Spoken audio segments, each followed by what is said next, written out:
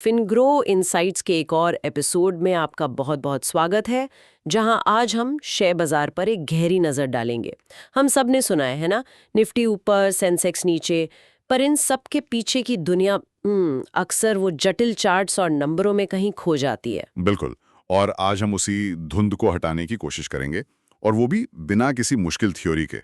सोचिए, अगर हम कहें कि शेयर बाजार एक एक बहुत बड़ा रंगीन भारतीय मेला है। शेयर बाजार एक मेला? ये तो सुनने में ही काफी अलग लग रहा है। लोग तो इसे बड़ी गंभीर और डरावनी जगह मानते हैं। हाँ, पर है नहीं।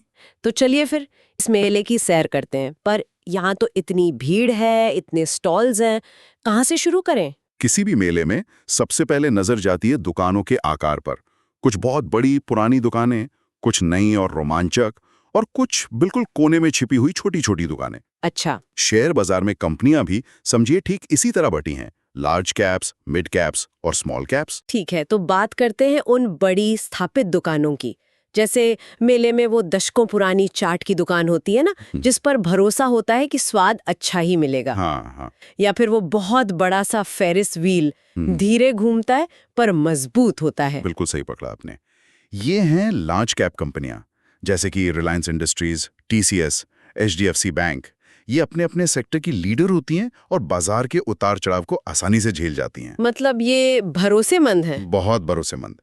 इनसे शायद आपको रातों रात पैसा डबल होने वाला रोमांच न मिले, लेकिन ये आपके पोर्टफोलियो को एक मजबूत नींव देती हैं। लेकिन एक सवाल है, अगर ये इतनी स्थिर और धीमी है, तो जो निवेशक तेजी से पैसा बनाना चाहता है, उसके लिए ये थोड़ी बोरिंग नहीं हो जाएंगी? ये एक बहुत ही वाजिब सवाल है। मतलब ये पोर्टफोलियो की रफ्तार को कम कर सकती है? हाँ, कर सकती हैं। और यहीं पर आप समझिए मेले की दूसरी तरह की दुकानें काम आती हैं।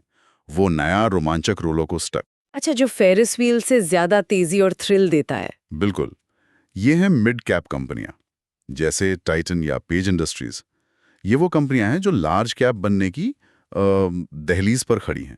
मतलब इनमें ग्रोथ की काफी संभावना है। बहुत ज्यादा। इनमें लार्ज कैप जैसी स्थिरता और स्मॉल कैप जैसी विस्फोटक ग्रोथ की क्षमता का एक बेहतरीन संतुलन होता है। लेकिन टीनेजर्स की तरह ये थोड़े मूडी और अस्थिर भी तो हो सकते हैं। मतलब मिड कैप में जोखिम भी ज्यादा होता होगा। आपने बिल्कुल सही नब्ज पकड़ी है। मिड कैप में ग्रोथ के साथ साथ अस्थिरता भी ज्यादा होती है। जब अर्थव्यवस्था अच्छा करती है, ये लार्ज कैप से भी तेज भागती हैं। और मंदी में? मंदी के दौर में इनमें गिरावट भी उतनी ही तेजी से आती है। इसीलिए इनमें निवेश करने से पहले गहरी रिसर्च बहुत जरूरी है। समझ गई।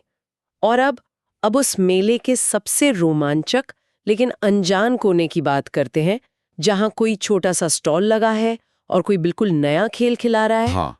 भीड़ कम है, पर जो खेल रहा है उसकी आंखों में एक अलग ही चमक है। वो हैं स्मॉल कैप कंपनियां। शेयर बाजार की छुपी हुई संभावनाएं।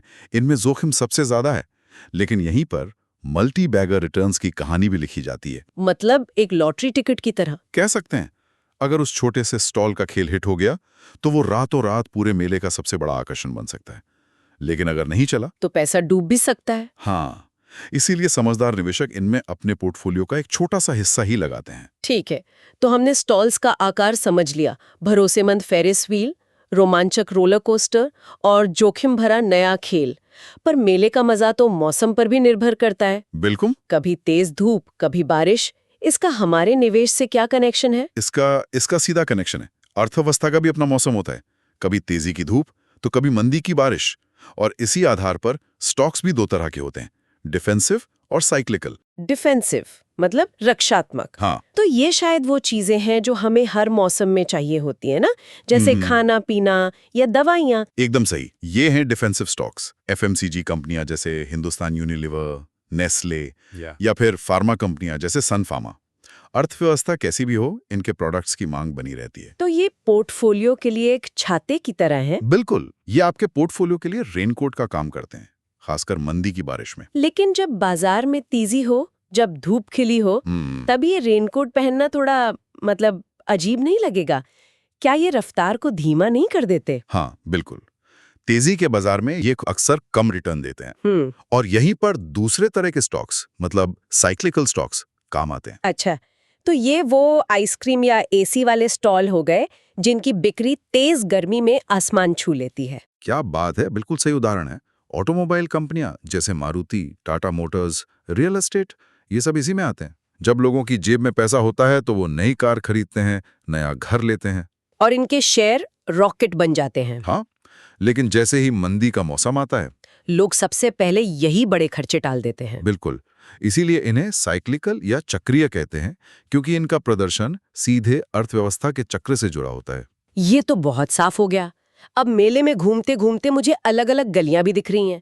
एक पूरी गली सिर्फ खाने पीने की चीजों से भरी है, तो दूसरी में सिर्फ गाड़ियां ही गाड़ियां हैं। ये गलियां अर्थव्यवस्था के अलग-अलग सेक्टर हैं, और मजे की बात यह है कि ये गलियां आपस में जुड़ी हुई हैं। अच्छा, हाँ, एक समझदार निवेशक सिर्फ गलियों के नाम नहीं, उनके बीच का ट्रैफिक भी देखता है। चलिए तो फिर सबसे पहले उस गली में चलते हैं जहां बड़ी बड़ी इमारतें हैं और बैंक लिखा है। अच्छा, बैंकिंग स्ट्रीट, ये तो समझिए पूरे मेले का दिल है। HDFC, ICICI, SBI, ये पूरे सिस्टम में पैसे का प्रवाह बनाए रखते हैं। अगर इस गली में कोई समस्या आती है, तो पूरे मेले पर असर पड़ेगा। हर एक गली पर। और इसके सामने ही एक गली है जहां बड़ी बड़ी मशीनें चल रही हैं और स्टील की छड़ें रखी हैं। ये दो जुड़वां गलियां हैं, इंफ्रास्ट्रक्चर और मेटल। इंफ्रा में L&T जैसी कंपनियां हैं जो सड़कें, पुल बनाती हैं, और मेटल स्ट्रीट में टाटा स्टील है जो इसके लिए स्टील देती है। मतलब एक में तेजी आई तो दूसरी में अपने आप आ जाएगी। हाँ, ये दोनों क्लासिक साइक्लिकल सेक्टर्स हैं। और वो चमचमाती गाड़ियों वाली गली ऑटो स्ट्रीट, उसका कनेक्शन किनसे है? ऑटो स्ट्रीट का सीधा कनेक्शन है बैंकिंग स्ट्रीट से, क्योंकि गाड़ियां लोन पर खरीदी जाती हैं। मेटल स्ट्रीट से भी है, क्योंकि गाड़ी बनाने के लिए स्टील चाहिए। और सबसे बड़ा कनेक्शन लोगों की जेब से। बिल्कुल। अब उन दो गलियों की बात कहते हैं जो थोड़ी अलग दिखती हैं। एक बहुत हाईटेक है, IT स्ट्रीट, और दूसरी काफी शांत है, फार्मा स्ट्रीट। ये दोनों गलियां खास हैं क्योंकि इनका बिजनेस सिर्फ इस मेले तक सीमित नहीं है। मतलब ये ग्लोबल है। हाँ, TCS और इन्फोसिस जैसी IT कंपनियां अमेरिका और यूरोप के लिए काम करती हैं, और सन फार्मा जैसी कंपनियां अपनी दवाइयां दुनिया भर में बेचती हैं। तो ये आपके पोर्टफोलियो में एक तरह से भौगोलिक विविधता लाते हैं। और आखिर में वो सबसे व्यस्त गली जहां कभी भीड़ कम नहीं होती, FMCG स्ट्रीट। हाँ, हमारी रोजमर्रा की जरूरतों वाली गली। हिंदुस्तान यूनिलीवर, नेस्ले, जैसा हमने पहले बात की, ये एक डिफेंसिव सेक्टर है। ये मेले की वो धड़कन है जो हमेशा चलती रहती है। वाह, इतनी सारी गलियां, दुकानें और सब एक दूसरे से जुड़ी हुई, ये तो बहुत उलझन भरा हो सकता है। तो अपनी थाली कैसे सजाएं? क्या सिर्फ अलग-अलग सेक्टर चुनना काफी है? बिल्कुल नहीं। ये तो ऐसा हुआ जैसे थाली में 5 तरह की सब्जी रख ली, पर दाल, चावल, रोटी कुछ नहीं रखा। तो फिर एक संतुलित थाली का मतलब है डाइवर्सिफिकेशन, और ये सिर्फ सेक्टर्स में नहीं होता। तो फिर ये कैसे काम करता है? देखिए, एक अच्छी निवेश थाली में हर चीज का संतुलन होता है। पहला, मार्केट कैप का, मतलब कुछ पैसे बड़ी स्थिर कंपनियों में। फेरिस व्हील, हाँ, कुछ मिड कैप में, रोलर कोस्टर। और बहुत थोड़ा सा स्मॉल कैप में, मतलब नया गेम स्टॉल। दूसरा संतुलन है स्टाइल का, कुछ डिफेंसिव स्टॉक्स जो मंदी में बचाएं, रेनकोट, और कुछ साइक्लिकल स्टॉक्स जो तेजी में अच्छा रिटर्न दे। आइसक्रीम। बिल्कुल। और तीसरा, सेक्टर्स का संतुलन, IT, फार्मा, बैंकिंग, FMCG, सब में थोड़ा थोड़ा। इससे अगर एक सेक्टर अच्छा नहीं भी कर रहा तो दूसरा उसे संभाल लेता है। तो आज जब हम इस मेले से बाहर निकल रहे हैं तो नजरिया काफी बदल गया है। ये सिर्फ नंबरों का खेल नहीं है। बिल्कुल नहीं, ये कंपनियों, अर्थव्यवस्था और इंसानी मनोविज्ञान की एक जीती जागती गतिशील दुनिया है।